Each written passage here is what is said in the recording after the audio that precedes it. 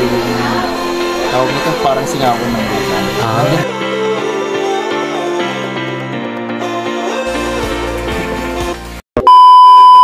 Welcome back again to my channel. It's me, GR Mix Vlog. At sa videoang ito ay sasamahan nyo ako at pupuntahan natin ang isang hot spring na matatagpuan dito sa Malabobo, Pangasinan. Ayan mga kaibigan, mga ka-GR Mix Vlog, dito nga pala naging detachment din dito nila General Luna nung panahon.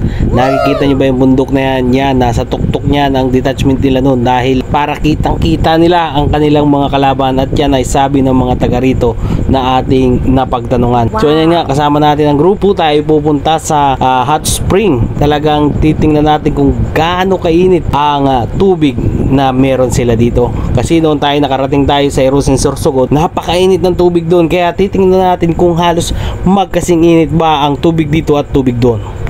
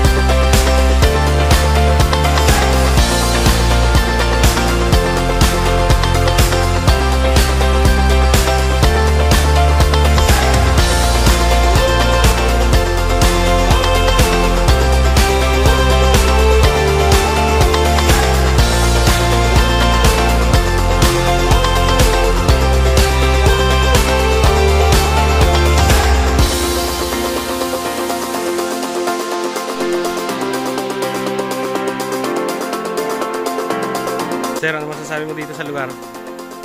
Yung iyong opinion. Ito sir yung hot spring? Yes po. First time niyo pumunta dito? First time sir. Taga Bicol pa po. Ay, Bicol. Welcome to Inspire. Sir, para matry nyo rin po yung sulfuric water po natin. Sulfuric water. Zero chlorine yan. Wala po tayong chlorine dyan.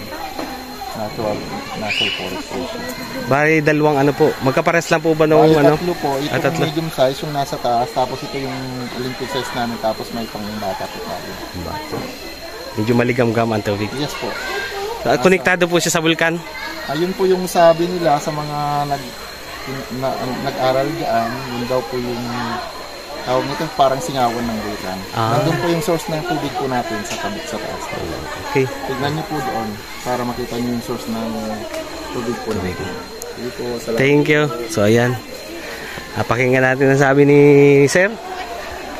Talagang kaya mainit kasi ito yung singawan ng bulkan. Ang daming dito daw yung source ng tubig dito. Ayan. At kung nakarating ka nga sa bidyong ito ay huwag ka mahihiyang pindutin ang subscribe at i-hit mo na din ang notification bell para lagi tayong magkasama sa mga bagong video na aking i-upload.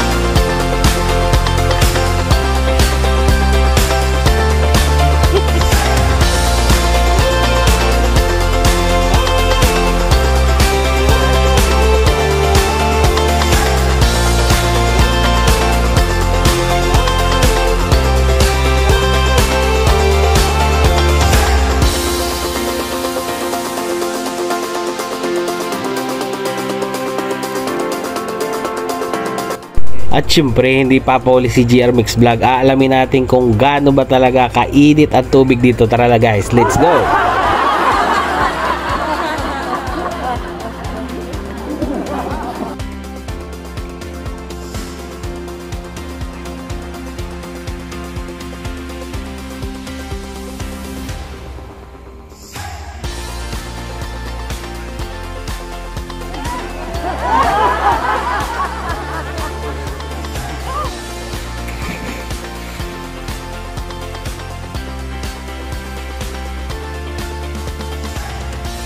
At napatunayan ko nga guys na talagang napakaligamgam ng tubig dito sa ilalim ng swimming pool na to. Kaya napakaganda pumunta dito, nakaka-relax ng katawan.